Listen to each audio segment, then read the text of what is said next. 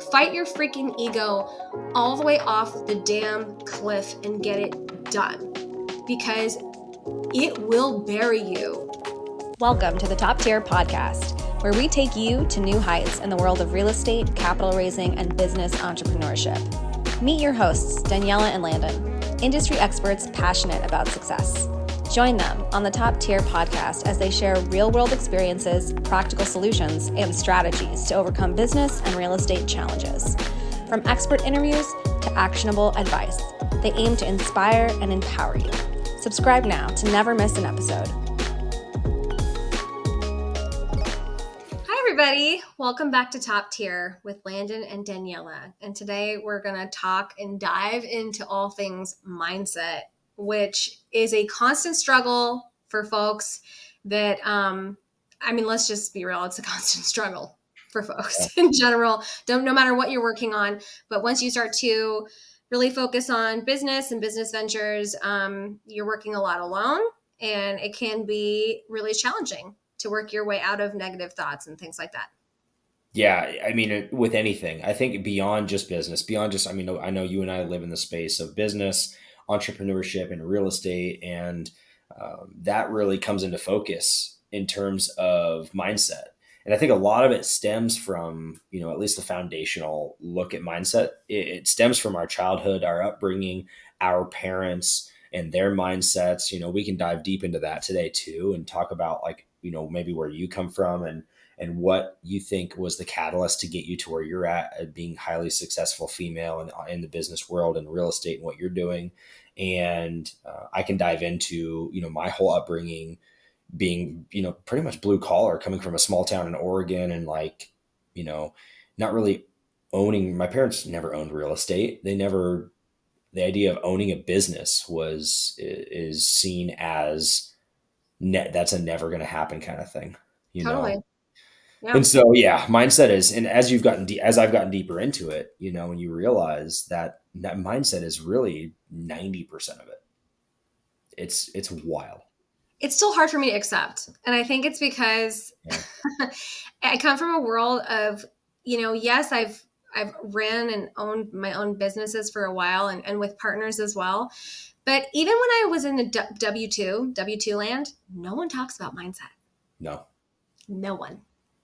And it's really weird. Like, it doesn't matter if you're at a really high performing tech company, if you're in a government job, engineer, construction, like no one talked about construction mindset on the job.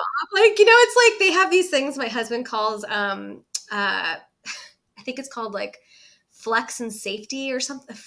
Every morning they're forced to flex, like stand in a circle and like flex their muscles. Right. Really? Yeah.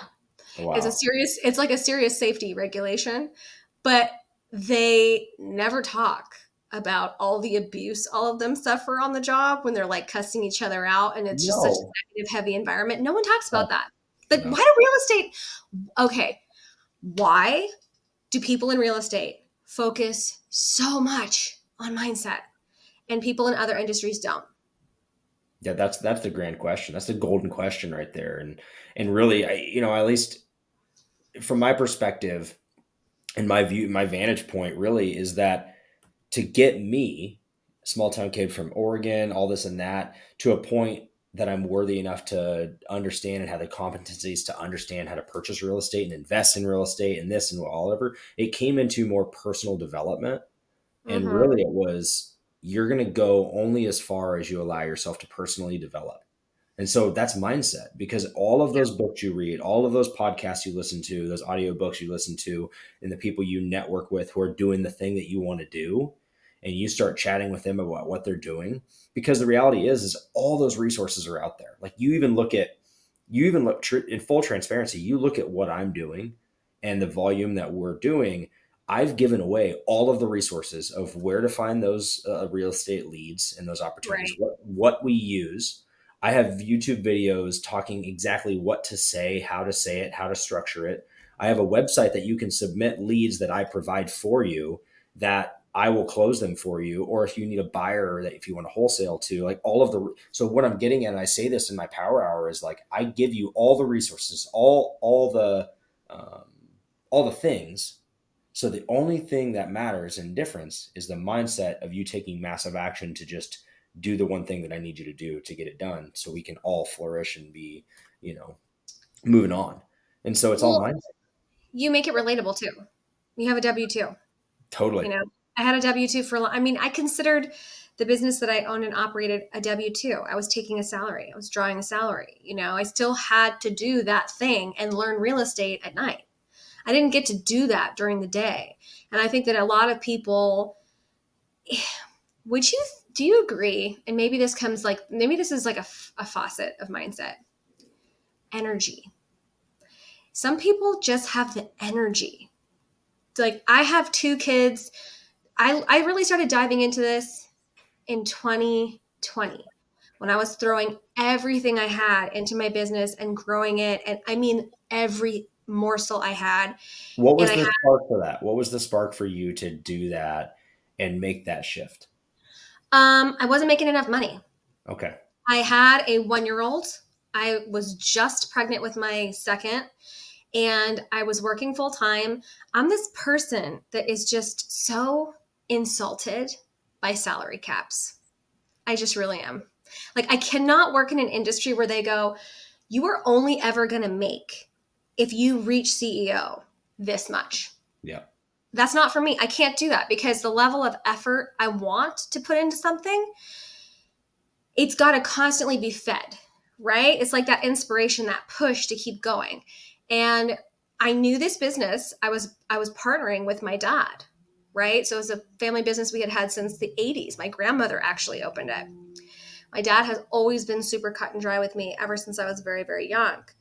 And he basically was like, if you're not making enough money, it's your own damn problem and your own damn fault. Mm, So you need to fix that. That's not my problem. I have my accounts. I'm making the money I want to make. So you need to go build a completely different area of this business and find out who your client is, find out who you want to work with, and make it happen. Stop complaining about it. wow. So that's what I did. But I also knew that I wanted to get ahead. Like, once I made that money, I wanted it to go somewhere.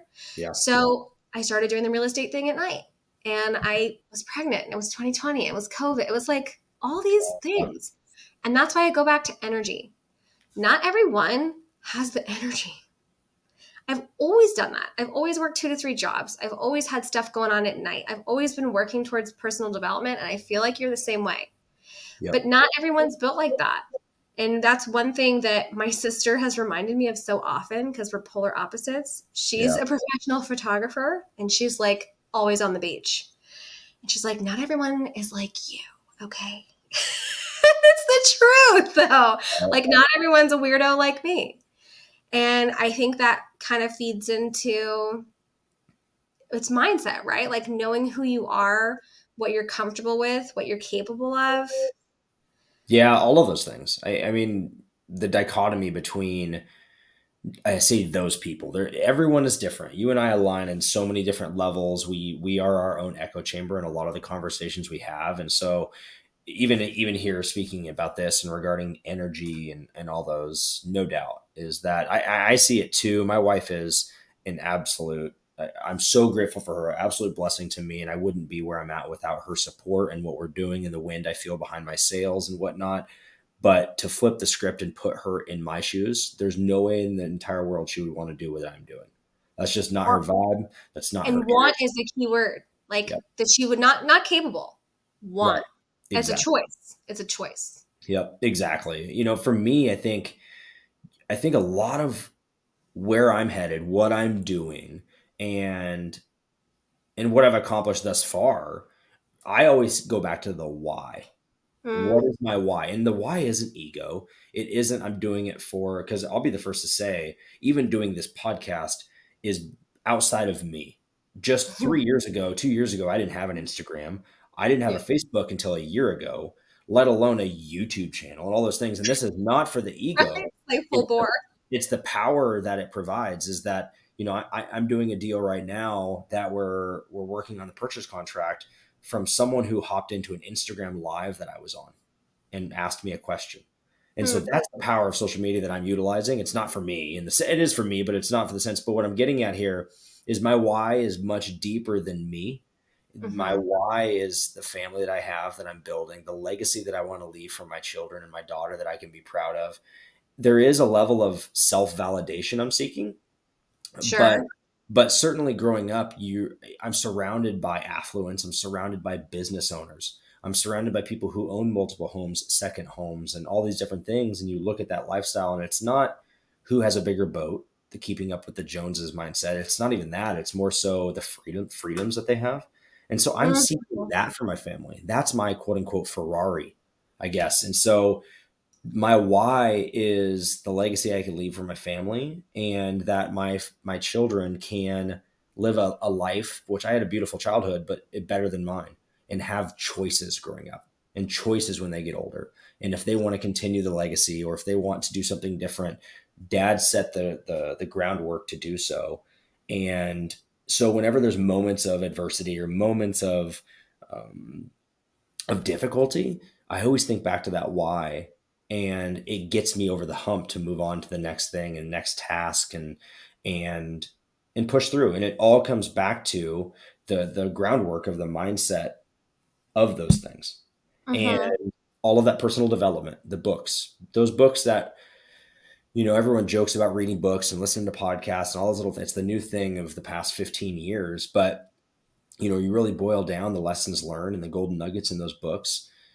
I mean, just from the standpoint of this, like, take away this one right here, the mindset of who, not how, is that Sure. by delegating certain tasks instead of trying to figure out how to solve the task. There's so many things that Daniela Devine is the who to my how of a lot of the transactions that we do, that would stunt my growth and my ability to go out and do what I do best.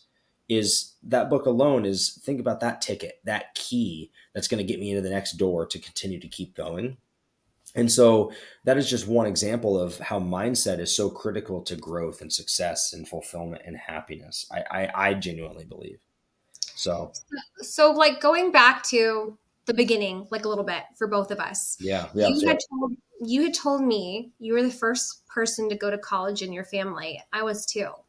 mm, So, you're the second born in your technically, family? I Technically, okay. technically I have a, what do you call her? Stepsister or half sister? I always get it mixed up. Same dad, different mom. Okay. So my family, it was, I don't know if you experienced this, but all four, well, three of my grandparents were immigrants, and my grandmother was born and raised here in the States. And, you Where's know, mom? Mississippi, actually, she had a really interesting story. She was the eldest of nine, Oh, and they had a distant relative that was African American. And so on her birth certificate, it said that they were Black people. They were African American. And wow. so she was like Snow White, her whole family. And so they had to like go to, it was a really awkward situation for them because they were in segregated parts of Mississippi, and you can imagine how people that were of darker skin felt about that. And so it was this Holy very cow. tenuous situation for them. They were there until she was probably about 9. And then they sold vegetables on their way to the West Coast and settled on a farm in Oregon. Oh, I didn't know that. Oh, that's Yeah. great. So when my grandmother turned 18, the first thing she did was move down to San Francisco. I Oh, think that she just wanted a little, San Francisco compared to a farm in Oregon, and her upbringing was well, like kaleidoscope. So, yeah. but for me, my dad was very, very strict with me from very early. It was like, your only thing that I'm ever going to ask you to do is go to college. So every single thing you do in your life needs to pour into getting into a good school. Like, I only need you to do one thing, get a piece of paper. And I remember this very distinctly. I had a third grade teacher. Her name was Mrs. Danny. And I put in a art project for homework. She gave me a C. And I came home crying because I was so terrified that my dad was going to see that C. And I was Ah, just so nervous. And I was like, Mrs. Danny, you don't understand. I'm never going to get into college. don't understand. she called my parents and was like, okay, like, we need to talk about this. And, it never really changed. That was just the culture in my house, that level of expectation to perform, and just mostly from my dad. Like, and I'm very grateful for this now, because this completely pours into my ability to do multiple things now and to keep charging. I've never really gotten into the front door and things in my life. Like, I'm not a legacy kid. We didn't come from money, nothing like that. So I've had to find side doors. And when the Yeah. side doors don't work, you create mouse doors. And Yeah. you just create whatever door you have to get in the damn door, right? So very black and white, very terse, very this is life. Life ain't fair.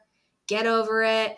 I'm curious if your household was like that around school, or around like expectations for you to kind of maybe break the mold a little bit. Yeah, it's funny. I talked about this with a mutual friend of ours, Pace Morby, in a YouTube video we did probably 6 months ago. But growing up, my mom didn't work much of my childhood because she was mostly a stay-at-home mom and caretaker. But my dad, barely graduating high school, was primarily worked in construction, excavation. So he dug ditches, he laid pipe, and so many summers I would work with him to make $1 because that's what he knew. And that Yeah. was opportunities for me to make money and this, that, whatever. And very distinctly for him, I remember being where we're on a job site, middle of summer in Oregon, and he points to me across the way and he says, "Hey, Landon, the guy in the white hard hat, that's who you want to be." And So was the superintendent or the prod I PM or go, something? "Why, Dad?" Yeah, I go, "Why, Dad?" He goes, "That's the guy who's telling me where to dig." So, like, think about that. Yeah. That was my dad's metaphorical ceiling. Yeah. So, like, for him, that was if you will, the next jump in the corporate ladder of like what you get to. Mm-hmm. And what's really interesting is fast forward to today, I'm the guy in the white hard hat on a computer, but even on the job site, I just touched my white hard hat yesterday, That's so telling funny. people where to do, not necessarily put pipe on excavation, but in the engineering world, I'm a mechanical engineer. And so fast forward, I fulfilled my dad's ceiling and achieved it and became that and created my own path to get there. He didn't know the path to get there. All of the friends of ours, they're of equivalent age to me. We're all going off to college, but and I had a plan. Luckily for me, I was very good at the game of golf, and so that allowed me the opportunity to, go that route. My parents still to this day have probably $6,000 left on a Parent Plus loan towards my college to pay off. I'm hoping I can pay that off for them this year, and so for them it was like it was a matter of like, how can we make this happen and get me into school. I remember I got accepted to a small academic scholarship for golf down at San Diego State University. Oh, how And cool. I was excited about that. But then reality hit when you realize it's out of state tuition. So expensive. $60,000. Yeah, oh my gosh. Living in San Diego. Oh my gosh. I was all in on it. Yeah. But then, I ended up going to Oregon State University, getting my Great engineering school. degree, in-state tuition, great school. I mean, ultimately, but to get to that point, that was the ceiling. I did it. I achieved my dad's ceiling by the age of 23, 24, and I wasn't fulfilled. Mm-hmm. I fulfilled his destiny, his dreams and whatever, and whatever. And maybe a lot of it was, it just wasn't, I still saw the people who we grew up with, their parents owned the real estate, owned the businesses, and they were doing even better. And, Mm. and they didn't start out as engineers. They started out doing this, that, whatever. And so it was just a different path.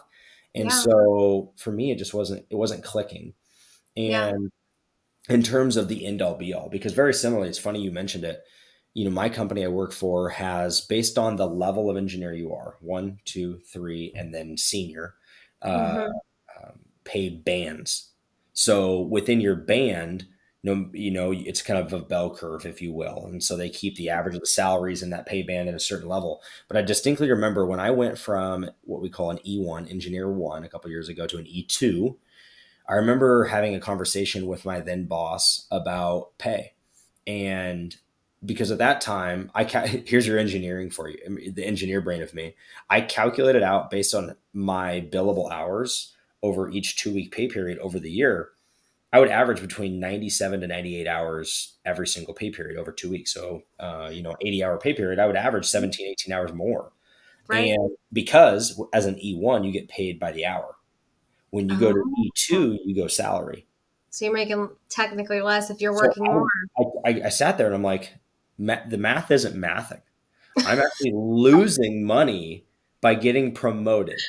Yeah. Right? And what was explained to me was a very interesting thing that I've always kept in the back of my brain in regards to corporate work and everything. Hmm. Number one was pay bands. I learned about the pay bands. It's like if you become the best E1, like you're capped out of how much you can make because now you're making more money than E2s. Anyways, so that whole thing. But more importantly, it was, Landon, we want you to delegate all of that work such that you're only working 40 hours. Okay. So Okay. kind of interesting in terms of that dynamic. That doesn't Yeah. understand for me though. My childhood, my entire childhood, blue collar, you work your ass off to Yes. get what you want. So Absolutely. now, no matter how hard I work, I'm de-incentivized in some capacity in terms of how much volume I put out of the return I get. And now my job is to learn how to delegate. And that was at that time the hardest thing to do, is to delegate my work and do various tasks. So now what's Yeah. interesting in this space is now I'm an E3, probably, or heading to senior probably this year. And a lot of what I'm doing is simply managing and delegating the tasks to other people. It's not even me doing it anymore. And and again, it's really interesting because I don't know if that works for me. The inability to scale, the inability to eat what I sow, if you will, or eat what I grow. And very similar to you, like it doesn't work for me. And so that's where I needed to find an alternative path, an alternative passion that allows me to make up for that, not lost income, but missing income. Yeah. And I found my space in entrepreneurship and right now real estate. And there will be a time where I purchase my own business and run my own business and get to that point once I'm there and I've developed personally enough such that I'm worthy enough to own a business. I'm not there yet. And so I'm going to work every day to get there. But um, but I think for me growing up, to answer your point in a very long answer, is that I achieved the ceiling, the mindset cap, where my dad's personal development stopped. I Hmm. achieved it, surpassed it, and I'm now at a point too where I'm realizing like the reward isn't the destination, it's the journey and the process, and how personally developing is so fun.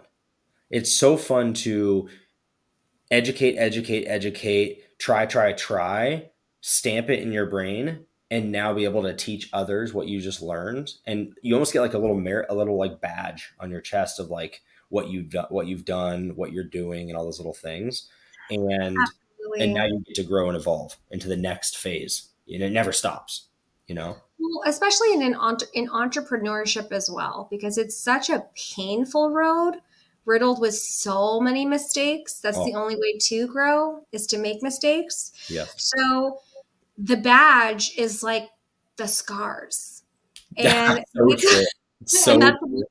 right. That's one of the things that all of us are always trying to skip, but they're the most important Oh lessons. my gosh, that's You know, such a great and point. Failure is required. it is. It Yeah. is. And like the bend, what we talked about a couple weeks ago, like the place I let go of in Bend, that was critical to me understanding what I needed to do moving forward, what I was capable of, what I wanted, what I really didn't want. Yeah. Um, it was really critical. And so, I want to kind of go back to worth, because that I feel like is something that's misinterpreted often. Mm. And, one of the biggest gifts to working in corporate and having a W 2, and I think everyone should have a W 2. I think, and I'll tell you why. Mm. You are the biggest skill set as you grow in your career in a W 2 is learning how to manage is learning how to be a good manager, a good leader. You go from being a mid-level manager to a senior manager to potentially a deputy director or vice president to running the entire department, the show, the business, whatever it is. And that's simply based on the fact that you can lead and delegate and do so responsibly and develop other people and inspire people to produce. So those are very underrated talents and characteristics that are critical to surviving mindset when you own your own business. These are skills you don't learn when you only have ever owned your own business.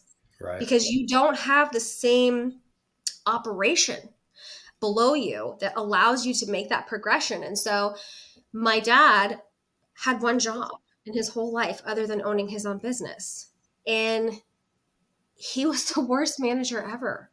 He'll tell you. He's like, I don't know how to manage anyone. I don't know how to delegate. This is why he was never able to build himself out of his business. You know, he built a business that worked for one person, which is why when I came on to work with him all those years, it was like this forever. Because I was like, tell me what you need me to do. Tell me what I can take off your plate. Help me understand how to help. And he goes, I don't know what to tell you. I can't help you. Yeah. You have to figure it out. And I'm going, figure what out? I'm in a warehouse with forklifts and rolls of carpet. Like, there's no SOPs. There's no there's nothing here. Everything's in your brain. You have to work with me. And that was a relationship that took years to build for him to start talking out loud about the things that he had done for decades. Right. And, you know, I go back to Worth because my grandmother started this business because it was a product of divorce. Her and my grandfather had flooring stores in San Francisco in the 1960s. He started in flooring because he came up. He was like just one of those guys that came up on stuff.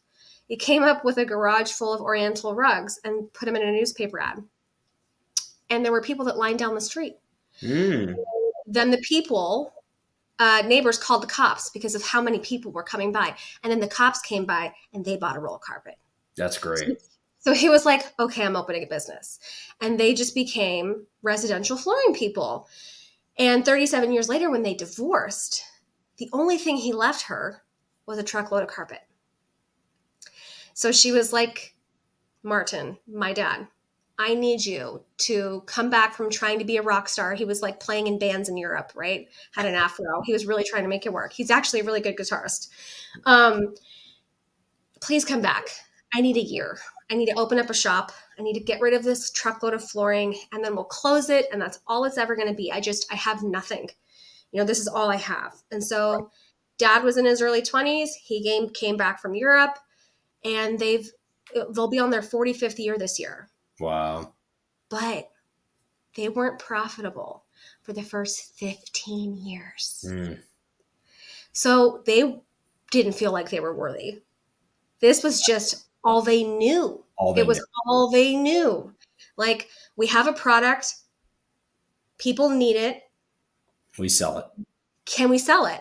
How can we sell it? You know what I mean? Like, it was bare bones. There were so many years where it was like 9,000 in sales, man.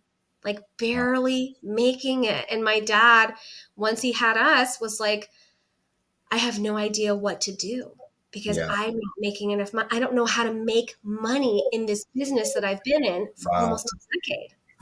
So Worth is it's a mindset trick. It is. You know, we're all worthy of the things with which we decide to involve ourselves in. You know, I always used to say, oh, I'll graduate to this. I'll graduate to it. But I'm telling myself lies. That's an excuse. Yeah, it's an excuse based on my fear. Yep. You know, and like your worth is an excuse. It is. You are worthy. You're worthy to do what, I mean, you're doing like 1,001 things right now. And we were talking about like some of the things you're dealing with right now with your rentals and leaving your primary home and trying to spend the summer in different areas where you have other homes and family, and the sacrifices you're making to make that happen, and the weight of that. And that is, it's something that we overlook in real estate investing, and in this whole like, oh, I'm just gonna be in real estate full time, it's gonna be great. It's like, no, this is a heavy journey, and there are literally no rewards without massive sacrifice. So you're Yep. sacrificing a lot to live the life you want to live, and hoping beyond all hope that it's going to work. Yeah, no doubt. No That's doubt. And that's yeah, the mindset. totally. Yeah, the delayed gratification is real in terms of what we're doing and what we're building. And like for instance, we just closed on a property last Friday up in Vancouver, Washington. You were a part of that transaction where we're turning that home into an all women sober living home. Really cool deal. And we're not going to, I know in the first 2 years, we're not going to take any cash distributions from there because we have a private money lender we're going to be paying off to ensure that she's paid. She's joking with me because I'm a little debt adverse of like not wanting to have to owe You people. don't even want it to, you don't want her in your books. Don't. I told her I'm already thinking about like prepaying you interest like for 6 months just to like have that so you know you're Oh my paid. gosh. And she laughed. She goes, I need to, instead of having like a late fees, I just need to put like prepayment penalties if you pay me too early. People do They're that. joking. So funny.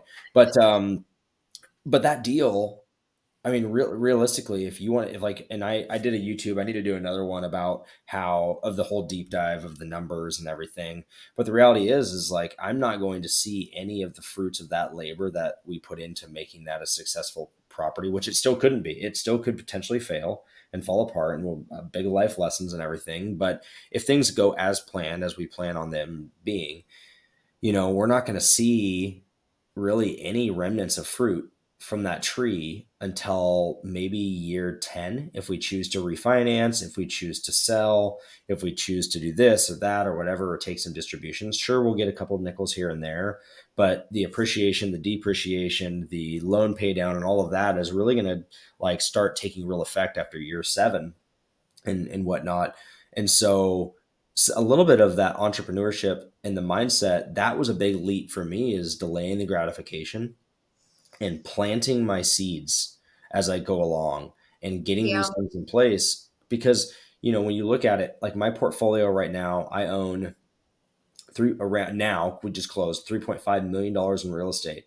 And then if you look at the little things, like the national figures for appreciation of real estate over the past 100 years, on average, it's not 5. Pace says it's 5. It's about 4% is what I'm seeing conservatively. Let's be conservative. And Yeah. if you do the math, that just on appreciation alone on that little portfolio of 3.5 million, that's $120,000 a year that I'm making. Mm-hmm. Mm-hmm. And I don't see that money, right? That Yeah. isn't in Landon's bank account. I'm not getting like the extra large box of Cheerios on the counter because of that, and all Mm-hmm. those things. But delaying it and planting those seeds and being and knowing and delaying that was a huge mindset thing for me in terms of what we're doing. Is there's the now money, and then there's the future money and what we're building Mm-hmm. and what we're investing into, and looking as real estate as an investing vehicle, and whatnot. We may have gotten off track a little bit, but in regards to the mindset stuff, like the delayed gratification has been a huge mindset leap in my brain mechanically of not thinking always about, because my parents for sure paycheck to paycheck Mm-hmm. still, and never thought about planting seeds to be investments for the long-term future, or getting a dividend, in 10 years, 20 years, 15 years, whatever it may be. And I'm flipping that script completely, where I'm dumping everything into the Roth, dumping everything into the real estate, and flipping the script, and not living poor. We live fine. We live very well. I'm so many things in my life I'm grateful for: a healthy family, beautiful house, beautiful wife, all the things, a nice paid off vehicle. But it's And not like you're rolling around with thousands of dollars of discretionary money in your pocket every month. no, That's the absolutely. point. That is, and I'm like, we're still completely in the realm of mindset. It's like how your mindset changes Yeah. as you grow and as you build businesses or explore different investment strategies and have to accept the delayed gratification. That's a huge part of this, because we are being talked, people in real estate specifically are being talked at by people that have already acquired the wealth. And some of these people are quite young. And so you're sitting there going, well, if them, why not me? And if I'm working this hard and I'm doing all these things and I've taken all these risks, why, like, I haven't figured out the formula yet. Like, what haven't I figured out? Yeah. And what the key missing element to that is that they have understood that there is what we're talking about right now, which is passive income, which isn't really passive, it's delayed income. Yep. And there is active income. Yep. And if you want to roll around with thousands of dollars of extra discretionary income in your pocket, you have to have both. Yep. You have to have that active income. Like, that's the skrill. That's the rims on the car. That's the vacations. That's the jewelry. Like, whatever it is that you're interested in. Whatever your thing is, right? That's like not my thing. Maybe it's a golf club membership. Maybe it's whatever. You know that's my kryptonite. Like, maybe it's my private swimming. Listen, if you hear me say like Landon got a golf club membership, you're gonna be like, he made it. He made it. That's my Ferrari. Somebody asked me this question, and this is a really good question I'm going to ask you. But in your mind, what, like, financially, what is the I made it moment? Is it the golf club membership? Is it that point of discretionary income where you can go like, I could pay for that yearly? I don't have to think about it. Yeah, I think it's interesting because I think there's levels. And so for me, the answer is obviously you're going to hate it. It depends. I don't know, but for me, I can describe you the vision that I think about every single day, because it's not a matter of hope. It's me manifesting it, visualizing it. It's going to happen. When is, I don't know. But, and there's opportunities that keep coming up. Like there's an opportunity we're working on right now that's still in the wings that could help me achieve level 1 of that vision and what that looks like. I don't think you'll ever see me until I'm maybe like an old white, like an old 65-year-old, 70-year-old dude where I go, because I don't think I'm a person to ever, I'm not work adverse. I enjoy what we do. Like I genuinely love it. Right. But it's not like I'm looking to be butts in the beach, sand, flip-flops, drinking out of a coconut. Like I'm not working toward that, because I can go get that if I wanted to right now. $5,000, go and do that for 2 weeks. Here's what happens. In 4 days, I'm going to go, all right, I'm bored. And so what do you do next? So for me, I think like if I were to paint I do this is I would love to have at minimum 3 homes in 3 different areas. 1, Phoenix, Arizona, where I live. 1 in Bend, Oregon, where I'm from. And then 1 in a tropical place like a Cabo, like a Hawaii, or even somewhere in the Caribbean. Never been to the Caribbean, maybe there, don't know, but something that we could always go visit if we wanted to, and even if we rent it out, or whatnot. Travel amongst those with our kids. My wife isn't working, I am not working, and our world is in the sense that our money-making machine is covering our overhead, and our rental income from the other properties that we have is affording us our lives. That it's a wheel that it's continually evolving, that it's not something that I have to be. So like for me, it's not like that. That to me is my Ferrari. I don't need the private jet. I don't want that responsibility. I don't want this. I don't want that. I think, of course, I would love a golf club membership in my hometown, wherever I live, in Phoenix, if it's here. Although golf memberships here are absurd. I'm sure they are in San Francisco too. But oh my God, they're just in Bend, they're not. And I think that would be, because I grew up but a golfer. So like even today, like all I want to do is golf. That's it. Like Wow. that's my thing. Like, you like to surf? You love it. Yeah, I Golf get golf. it. I get it. That's I it. So get like it. for me, When you're that's it. doing that, not a lot of the other problems are not problems anymore. That's it.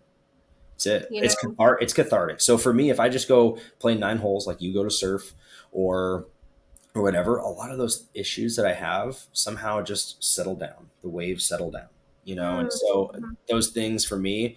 So golfing is a big thing, but the I made it moment, I think, is when my wife is officially done working her true W-2, and our side income covers both of our entire lives with our children, and that if we want to go to our house in wherever, we can.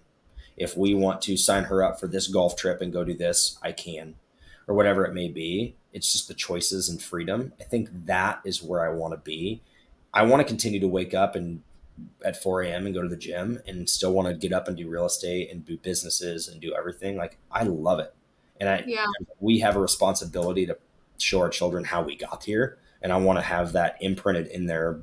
I want my daughter to look, because she walks to this little window. You guys can't see it, but every morning, and I want her to see what we're doing and what we're building, and take her to the properties, and all those things. Yeah. And so I don't think that ever is going to go away. That's my I made it moment, is Mm. I think. And then also too, like, fast forward 20 years. Yeah, 20 years is for my daughter to go, all right, dad, how do I buy my first property? And not be handed everything, in a sense, but like, how can I create a similar legacy for my family, Mhm. or whatever. So what about you? Like, what's your I made it moment, or have you? Because Yes, you're out of your W-2. I am. But okay, that's an important point here. But I want to clarify with you. The I made it moment is having an active business that covers your day-to-day expenses Yep. alongside your passive investments that Correct. continue to appreciate and grow and give you more opportunities. That's what's always missing from these conversations. So I True. think I left my W-2. It was not because I wanted to. Yeah. It was totally circumstantial. And I was just reaching this point in my life with my young kids and leaving the business that I ran, owned, and operated with my father for 15 years. I left that business after like the most successful year I've ever had. I increased revenue by 40% for the entire business. Like, I walked away with accounts that are huge, that are still calling him for work. I made a mark, but that mark came at a massive toll. And I knew that I had to do something different for my made it moment to ever really happen, which was, achieving a sense of work life balance with my kids and my husband, because I am such a workaholic and I am so ambitious. So I had to change what that looked like and how I could potentially achieve that while including them, rather than continuing to tell myself, if I just race towards it, it'll happen. All I Yeah. was doing was racing towards building a business I was going to have to do everything at forever and never build myself out of, which meant missing all the stuff, Oh my gosh. you know? Yeah. Yeah. So, leaving the W-2 has been devastating. I mean, I went from, pulling in over 200 grand between salary and K1 profit shares every year, to taking a government job at 150, which I felt like for San Francisco, it's really, this is going to sound super lame and first world and just gross. Oh my gosh. But in San Francisco, making 150 grand is challenging when you Wow. have 2 kids in childcare and you're paying 3 grand a month to have them in childcare. Wow. Wow. Yeah. Childcare is more than our mortgage that my husband, and only because my husband bought his house 20 years ago. Yeah. Yeah. How are So, you not paid off? How have you guys not paid that off? how is it not paid off? Yeah. I Well, mean, you guys are high income earners, both of you. we are high income earners. It's because we have a 1.85. Oh We yeah. have like It's free money. 200 grand left, and it's a great tax deduction. Yeah, it's It's true. one of those things that like we're paying practically all principal to every month. We don't need to pay it off. We don't. And we have all this equity, so we can pull equity from the house when we want to do remodels, which is what we're doing. We're building onto cool. this really small beach cottagey vibe house that was built a really long time ago. So leaving, so the 150, right? I'm like, okay, cool. I can make this work. Start the real estate active business side hustle, get up to a place where I'm back at what I'm earning while owning a business. Okay. Also back at working 17-hour days. And also back in a place where it's really hard for me to take care of my kids. I got a government job because I thought that every time I called in sick for the boys, that I would have some sort of safety. But then I started to notice, our kids get sick every couple weeks, 3 and 5, what that's like. Oh yeah. I started to notice that even though they were legitimately sick, my boss became more and more short with me. And then we got close to Christmas, and it was like he had requested the week of Christmas to New Year's off first, and he has 2 adult children that don't live with him anymore. And I'm like, bro, my kid's childcare is closed. I'm not coming. Yeah. I'm not coming. Yeah. So either, we can like work this out amicably. And he told me that this was going to be a problem. And that's when I realized there's no job. No. W-2 with the real estate thing, with the that's going to help me achieve what I need to achieve. So honestly, it was like a moment of desperation, which is not when you leave a W-2. It's not. No. So I'm sitting here building a business. I'm nowhere near my income level. It's stressful. And all I'm doing is cutting expenses back. Like, how can I cut the childcare? How can I cut this? How can I cut that? Thankfully, my 5-year-old's going into kindergarten. Like we're having a third baby. Like my life is about to completely change. And no, I will not be anywhere near making what I was making probably for a couple more years. And that has been a decision I've had to accept for the exchange of the work-life balance I really wanted to achieve. But with that said, along with all of this comes all these opportunities. I'm building a business. Yep. It's working. We have great clients. We're offering new services that is actually allowing joint venture partnerships and equity shares in multifamily properties I would have never probably gone down the path of myself independently. So I'm like back in my farming phase. I'm 37. I'm sprinkling seeds. It feels super awkward because I reached a place of serious success and comfort financially. It's a little embarrassing, but also not, because I feel like I finally have the balls to do what I'm supposed to be doing. And, with all of that, my made it moment is my business getting to a point where I can walk away for 3 weeks and get very little phone and email calls. Yeah. Yeah. And we can afford for my husband to take those 3 weeks off work, and we can go backpack through Asia, because I spent my 20s backpacking on a couple bucks a day. And it was like the greatest times of my life. That's so cool. So I want to take my kids back to Nepal. I want to take my kids back to China. I want to take my kids back to Southeast Asia. Like my husband and I spent some time traveling through Sumatra, which is in Indonesia, and surfing. And I just want to be able to go, we can pause our life for a couple weeks. The business is running. Yeah. It's not going to fall apart. Our finances are stable. We can't afford to take that time off. And we can go give our kids like a really important down-to-earth experience, because we live in a place in San Francisco Bay Area where there's not a lot of, it's very skewed in reality in terms of the rest of the world. Totally. So, like that is really important to me is, look at what you can build, but also like be aware that whatever you're building is like whatever you're starting with, you're already in a place that is so far greater ahead than so many people on this planet. And to cherish that and to cherish the environment and see how other people survive. And strangely enough, some of the most impoverished areas I've ever backpacked through, the people are the happiest. Isn't that funny? It's so cool. And It's so I want my kids to see that. yeah. I want them to go, It's yeah, we it's can. not about Silicon Valley. It's not about the Ferraris. No, Yeah, no, I no. totally It's agree. and like, you can travel affordably. Like you can do these special things, and you can, you know, do them responsibly and not. I mean, I hate that adage, like the world is your oyster.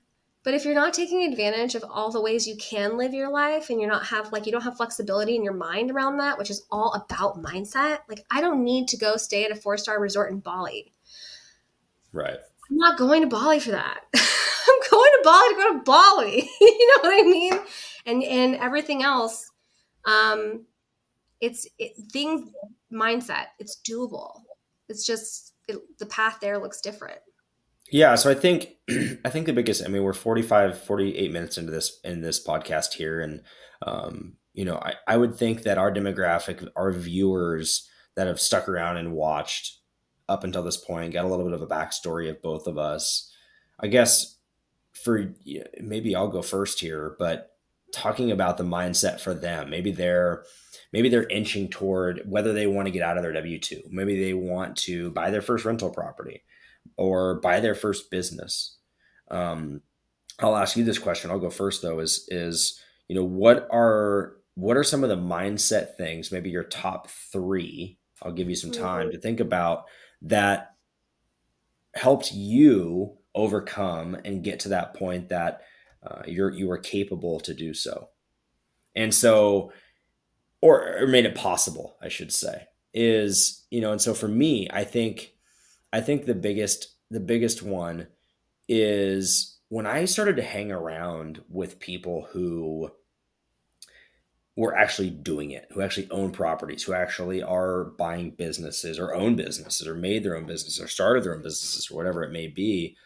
One of the biggest things I learned is that they're just regular people and there's nothing special. Sure, there's the ultra wealthies, and that's what the media glamorizes, and that's all you see. And so you can easily get skewed in that world. But the reality is like to get to a point of wealth or to achieve your dreams is that a lot of the basics of mindset can apply. And so Mhm. for me it was the discipline has been the grounding mindset change that has allowed me to become who I am. And so for an example, I've talked this with you before offline, but there's very rarely a day. Maybe there might be some days that I outwork many in our space, in our sphere, right? And but there's so many hard workers in what we do and absolute killers around in our sphere, you included. You impress me so much. You text me before I wake up and I'll talk to you before we go to bed. It's wild. But the what I've learned is that it's not the people who work really hard one day, 2 days, and then you don't hear from them. It's the Yeah. dangerous ones who show up at 85% every single day and Mhm. consistently show up and disciplined. And so for me, I saw that that's what afforded those people the level of success that they've achieved. And so that right there was cool. Let's make that a habit and make that a part of your consistent daily life. And so for me, I'm just consistent every single day. As an example, I rarely miss the gym. That's not a glamour thing. I've never taken my shirt off in the mirror, never flexed. I can't tell you the last time I weighed myself. No idea how much I weigh. I've always been 155, 160, right in that ballpark. But more so just the discipline. It's mental training every single day and being consistent and hold myself accountable on the days, even when I don't want to. And those are Mhm. some just like granular things that I hold myself accountable to do so. And so for mindset, I think discipline's a huge one. We touched on the other one earlier, which is delayed gratification. So Mhm. doing things today, watering the plants today, knowing that they're going to grow in the future.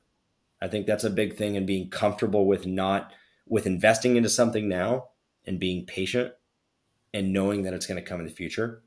Um, And then I guess lastly, the other mindset thing is knowing that what you currently know, who you currently know, us included, you're watching us this point on whatever episode this is now. is that we're part of you. You're part of us, and we want to get to know you. Is that you're surrounded by the people who want to see you succeed, is surrounding yourself with the people who also want to see you succeed. Like that's a big mindset shift too, is realizing when you're 18, 19, 20, 35, whatever it may be, and you look at the 5, 7 people around you, are they really pouring into you and wanting to see Mm, you succeed? There are people out there that will tear you down, and that's an easy observation to go, I don't want you in my life. Let's remove you and replace you. I've went through phases in my life, even in my W-2 world, of leaving W-2 jobs, great jobs, into other companies and thinking I'm going to keep relationships with those people. And you move on and you don't hear from them ever again. You don't reach out either. There's just nothing there. And yeah. simultaneously, just friend groups. Like I've lived in Phoenix now 6 years, and we lived in a different part of Phoenix, actually, from where we sit right now, probably 30 minutes, 20 minutes north of right here. Okay. And I had an entirely different friend group. Entirely. I don't talk to any of those people. Like Yeah. not a person. And I had a whole CrossFit community. I had probably 40 friends. They're still friends, acquaintances. If we text each other, it'd be like we've been hanging out ever, you know what I mean? But Sure. But it's different. it's different now. And Yeah. especially now in the role of a father and a husband and all those little things. But and so for you, for anyone else listening too, is like take inventory of who you're listening to, and those 5 people that are in your ear, are they the people you're achieving to be? And you can reach out to them and chat with them on a regular basis. I'm not saying eliminate mom. I'm not saying eliminate your No, family, no, no. Yeah, yeah, but yeah. but like I've heard that. I've heard people like, well, my mom doesn't pour into me. I'm like, well, Oh my she God. birthed How you. she's your She mom. birthed Of course she you. pours into Uh, you. but uh, but more so like your friend group. Like I have colleagues and friends, and trust me, coming from a small town in Oregon, like a ton of my friends are still changing tires down at the tire shop. So Yeah. when we go home this summer and spend the time in the summer, I for sure will probably see them. And what will they be doing? Right? They're hanging around with the other people who are either changing oil, who are changing tires, who are pumping gas, all those little, because in Oregon you can't pump your own gas. I know you know that. I realize that. But But at the all same those point little things. in time, those are choices and they're okay. Everything's They're fine. You're right. I okay. should touch on that. You're right. Right? Like that's what my sister keeps reminding me of. She's an entrepreneur too, but she doesn't run the same way that I do. And that's okay. I'm always telling her, why are you doing this? Why are you doing that? And why have you done it? And she's like, I'm not gonna do this the way you do it. So I always think that I always have to ground myself in that. Like whatever we're doing is a choice. And what other people are doing is a choice too. And you know, it is what it is, right? Yep. It is It's what what it it is. is. But if I had to pick 3 things, number one, discipline for sure. I cannot Mm, agree with you more because when I don't set up a habit, I fail. If I don't commit myself to something, if I don't hold myself responsible to doing that something, even if I have no idea what the hell I'm doing at first, like blind mouse status, if I don't do it every single day, it's gone. yeah. It must not be that important to me. It's not going to grow. The second thing I would say is I completely agree with you as far as like your immediate sphere of influence. As you were saying that, I was thinking about the people that I talk to the most. Honestly, probably more than my husband, because we're talking all day long about our businesses, right? And I'm going, oh, that's so freaking effing cool. Like, I'm super proud of these people, really proud of myself for attracting those people Yeah. and holding those people to me, but also making them feel worthy and valid of the time they're giving me. Yeah. Right. So, like, Yeah. finding ways to help their lives be better. But those are my battle buddies. What's You really know, cool that you touched on, Daniela, there to interject is like I always go back to this with when I speak to people who are like, hey, how can I provide you value? I get DMs of that all the time. Right. oh, And there's so many ways, of course, just like for you too, whatever it may be. Like, well, put my baby down to bed tonight. Like that would provide me value. Please, like, you want to be my night nanny? But no, but more importantly, like the way you provide, because what's really cool is Daniela is someone that you want to provide value for, because she'll provide you value 10x back to you and cares about your success, wants to see you succeed, wants your vision to win, and all those little things. And so she is someone that you're like, at least I look up to you in the sense of like, I want to help you achieve your dreams, because I know for certain you're going to do everything possible to make sure that I achieve mine. And so I always go back to whenever I get those messages of, and I always say, let the work be the filter to Mm-hmm. find the people that you're going to be in your tribe.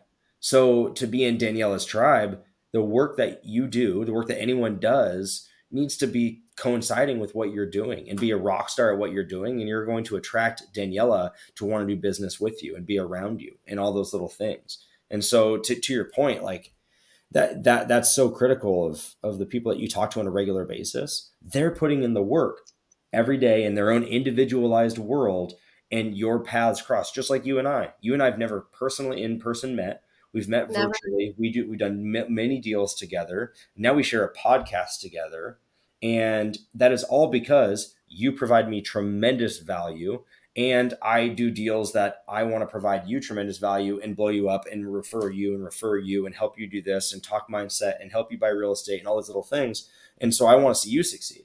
And so for the people out there, in terms of what she just said, like that's what it's about, is like figure out ways, instead of just asking how you can provide value or what you can do for someone, go out and do the thing, whatever it is. But also get to the point too where you can be vulnerable. Like that's the moment where I'm going like, all right, man, we're battle buddies. Like when I can audio text somebody out of Oh, nowhere and just go, hot take, this effing like this client, like this, you will not believe, like, and then they're just like, I hear you. yep. I'm there. Or like that day when I was telling you about the freaking carpet guy that he pulled the carpet out of his and he glued the fibers back in, and you were like, well, my Airbnb, and then Chris chimed in, well, at my Airbnb, and it all had happened in the last 3 days. And we had all gone through things that were going to be challenging for us to figure out and would cost us money, right? Like these are things that happen that you don't want to happen. Right. So Right. two Right. two is definitely find your family, your tribe, your battle buddies, like give them, like pour into them, but give them value, but like also be brave enough to be vulnerable with them, because if you're not being real, True. you're missing the meat. That's the meat of those relationships, Yep. And I would say the third, which has been really hard for me mindset wise, is ego. I am a very proud person, and I have been very embarrassed to talk on social media with my face, to talk about what I'm doing, to talk about business, to talk about things that I know really well, to talk about things that I don't know shit about. Yeah. That I Yeah. want to learn. I've been embarrassed to put my face out there. I've been embarrassed, like, what's my husband going to think? What are my friends and family going to think? What's my community going to think? Like, do I look like a clown? And the more and more I do it, the more and more I realize that whoever is not in my wake of support, I can't even hear them anymore, bro. Right. Same. I can't even hear those people anymore, because I'm out here and I feel like I'm being so brave that, like, it's almost like the feeling or vibes of braveness just like sound everything out, because That's such a great point. it's been so hard for me to put myself out there. Like it was for the first few, oh my God, it was torture. Sure. And Yeah. now we're doing a podcast. Yeah. And when I say it out loud now, I don't feel ashamed. And before, I did. Same. And that is wrong. That's ego. Yep.